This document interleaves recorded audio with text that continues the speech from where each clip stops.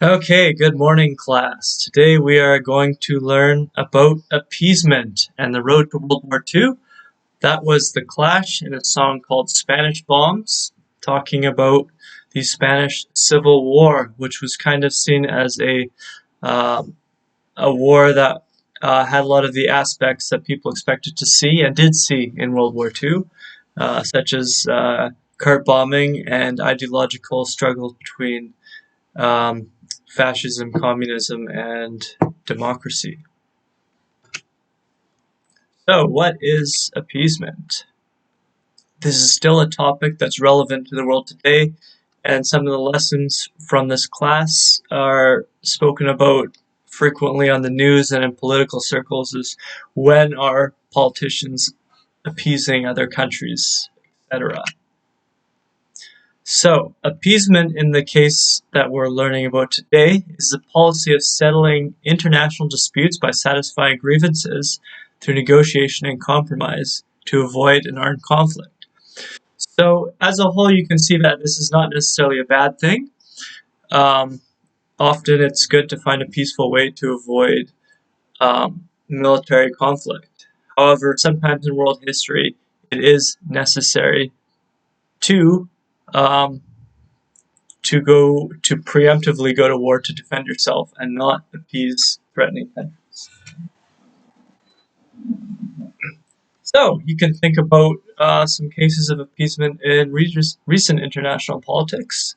Um, we can discuss this when we get a platform to talk about in class. So why did appeasement occur before World War II? So as we learned about in World War I, it was extremely costly and deadly, and a lot of people felt like they were fighting for nothing. So the countries of Western Europe, especially Britain and France, but also countries like Belgium, and in North America and Canada and the US, they didn't want another war like World War I. So they were willing to make concessions to avoid such a war. Western nations were focused on solving internal problems caused by the Great Depression and did not want to spend money on war preparations.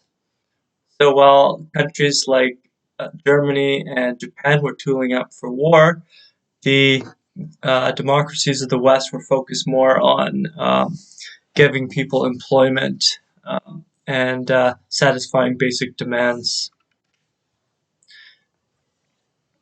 Um, in democracies, not so badly in Canada, but in definitely in Europe, there were very deep internal divisions between the left and right, which prevented assertive action by democracy. So often democracies were not able to act strongly against, for example, Germany, because the left and the right were not willing to act together. So we can see issues like this in modern international politics in other countries.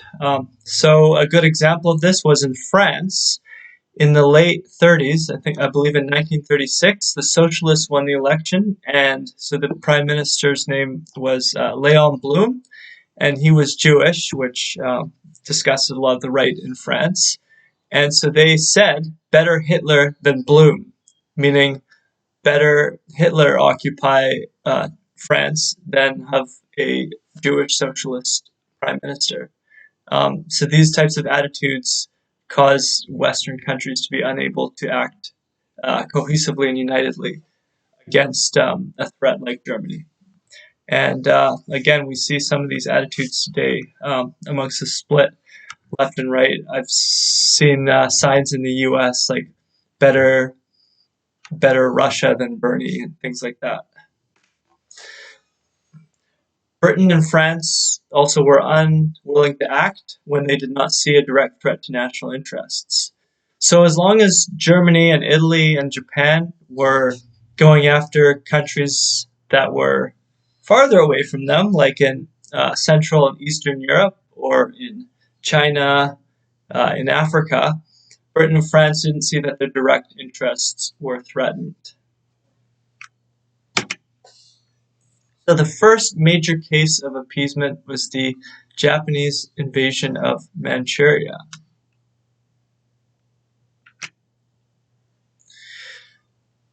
So China spent most of the first half of the 20th century in a civil war, and by the 1930s, the civil war was between the nationalists, also known as the Kuomintang, led by Chiang Kai-shek, and the communists, led by Mao Zedong. So due to the civil war, Japan saw an opportunity to expand their empire.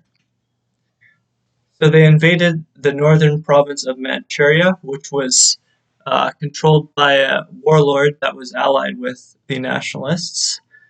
And Chiang was not able to assist this warlord because he was too busy fighting the communists. Manchuria was quite resource rich and also rich in agricultural products.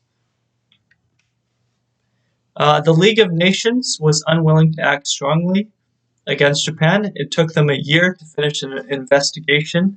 And then the end of the investigation, they did find that Japan was guilty of illegally occupying this land.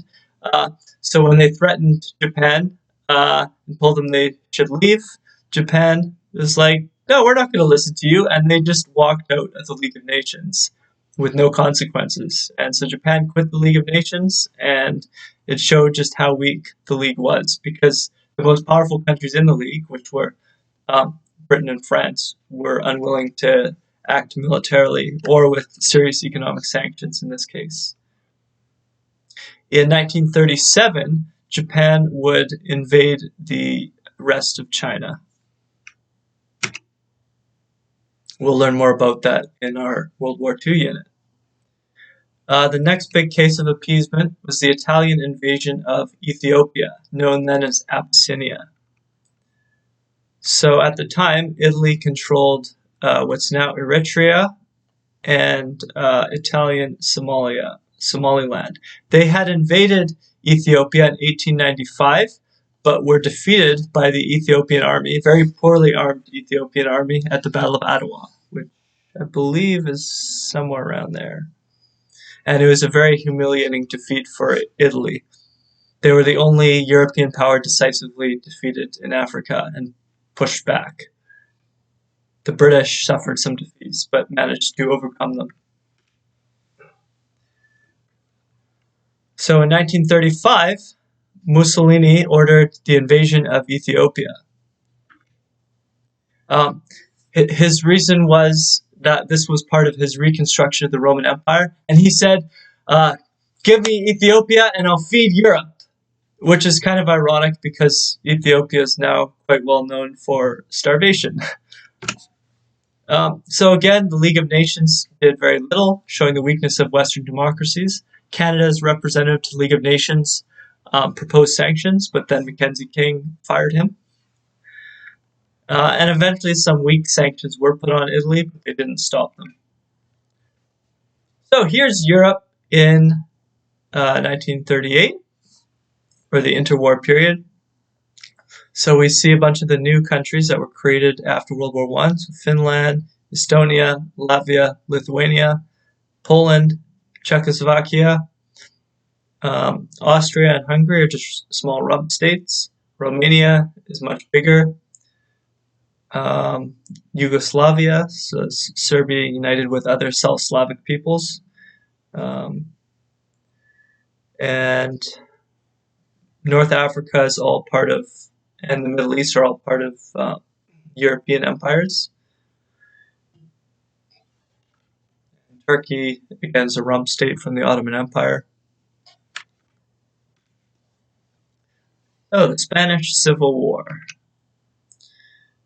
In 1936, General Francisco Franco led a military revolt against the liberal democratic government of the Spanish Republic. Again, the Spanish Republic was very, very divided between left and right.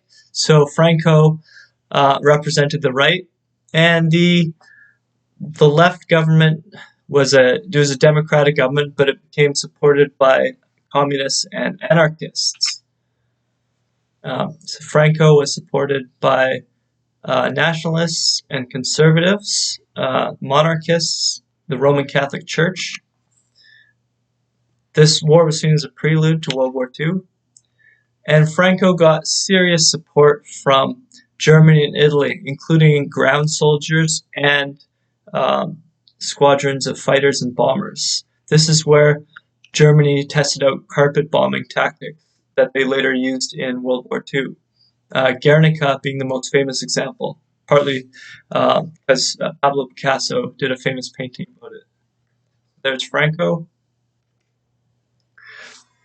So although many people in the Western democracies were sympathetic to the Republicans, Britain and France refused to give them national aid. So the only country that came to the aid of the Republic was the Soviet Union, which caused the Republic to sway more and more left.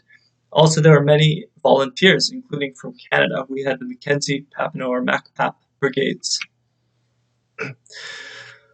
So Franco's forces were successful and defeated the Republicans in April 1939. But at this time, Spain was a very wrecked country and was not in shape to continue fighting, which is one reason why they stayed out of World War II.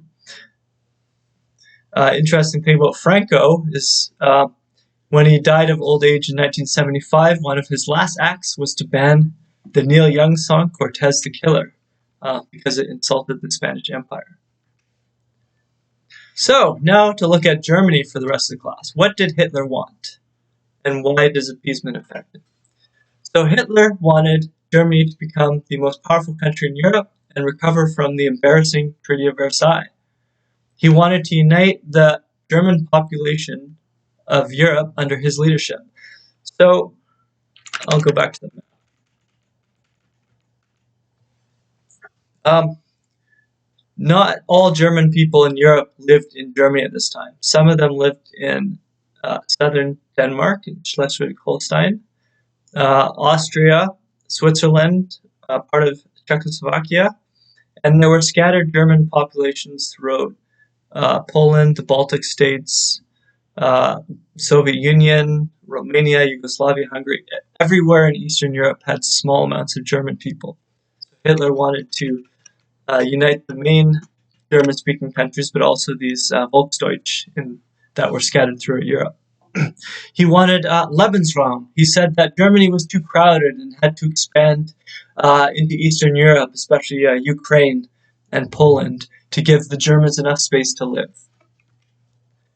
And he wanted economic self-sufficiency, which we call autarky, because Germany was reliant on imports of resources. He wanted to control those resources so they didn't have to import things and be reliant on international trade.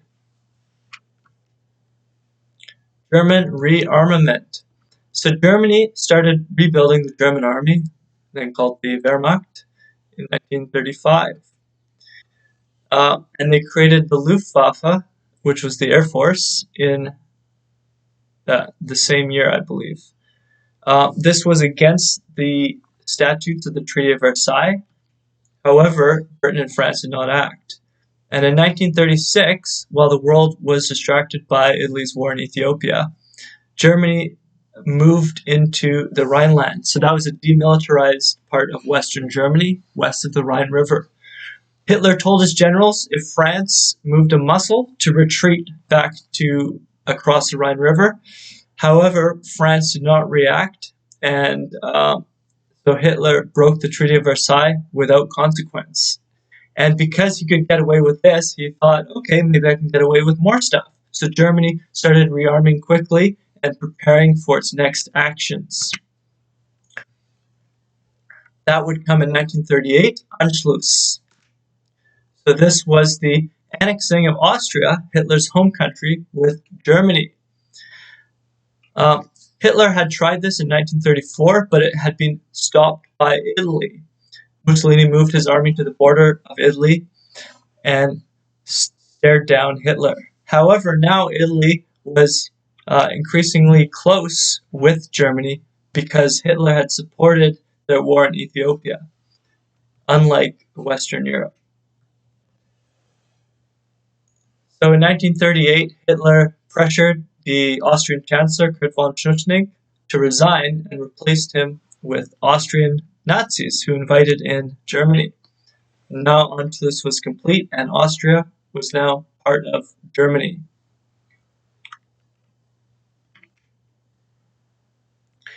Next step is also 1938, the Munich Pact. So here you can look at the map. There's the Rhineland, western part of Germany, Austria. So now they're both back in the fold.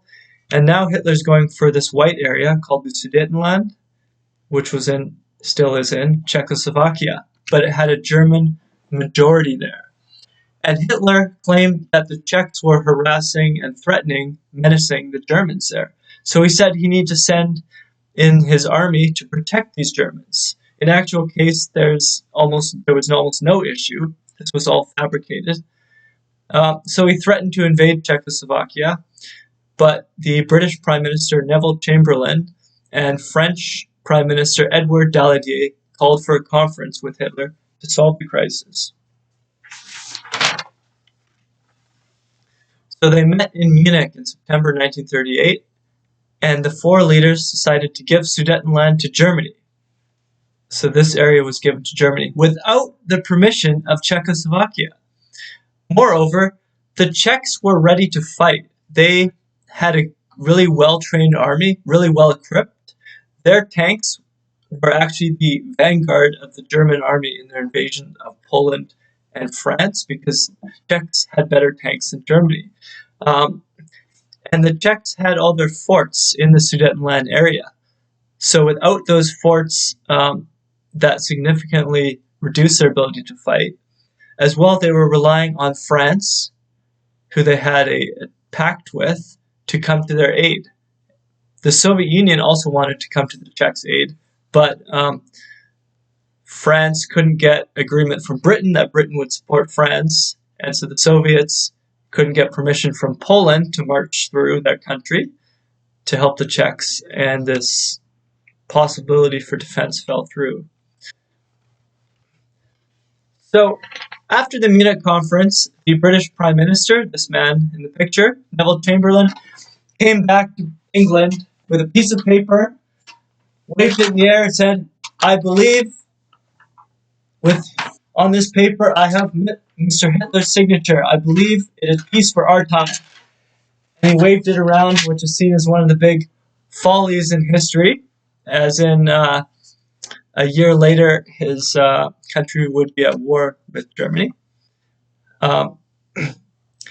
And Britain and France guaranteed the independence of the rest of Czechoslovakia, but did not act when it was invaded in March 1939, and the Czechs didn't resist. They lost their best defensive area. So, peace for our time to the Nazi-Soviet pact. So the unthinkable happened in 1939. Stalin thought that, hey, it looks like Britain and France are kind of angling Germany towards us. Well, we don't really want a war right now. I mean, I hate Hitler, and our ideologies are permanently in conflict. But, I don't really want a war right now.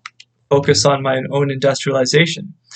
So Stalin fired his foreign minister, Maxim Litvinov, who was Jewish, and got a new foreign minister called Vyacheslav Molotov, whom Molotov cocktails are named after, and started to negotiate with Germany. Late 1935, the world was shocked, especially communists in other countries, because the German foreign minister Ribbentrop agreed to a non-aggression pact with Soviet foreign minister Molotov. And they divided Eastern Europe into spheres of influence. So the blue would go to Germany, so Western Poland, Lithuania, and the orange, Finland, Estonia, Latvia, Eastern Poland, and Eastern Romania would go to the Soviet Union. And so with that agreement secured, Germany invaded Poland, September 1st, 1939. So what was Canada's role in appeasement? So as we learned last lesson, King did not want another war. He thought Hitler had good intentions and was not warlike. He didn't want to accept Jewish refugees, even though he was aware of their persecution in Germany. Canada had created a commission to study the issue of Jewish refugees, and Liberal MP Thomas Crerar recommended Canada accept 10,000 Jewish refugees. However, our immigration director, Fred Blair, said none is too many. And King and Blair were very proud that Canada had accepted the fewest amount of Jewish refugees in the British Empire. And the refugees on the boat SS St. Louis, who had actually showed up to Canada, were sent back to Europe, where many of them were killed in the Holocaust. And Hitler saw this as a sign that other countries did not want the Jewish people, so he could do what he wanted with them, which ended up being extermination. That's the lesson.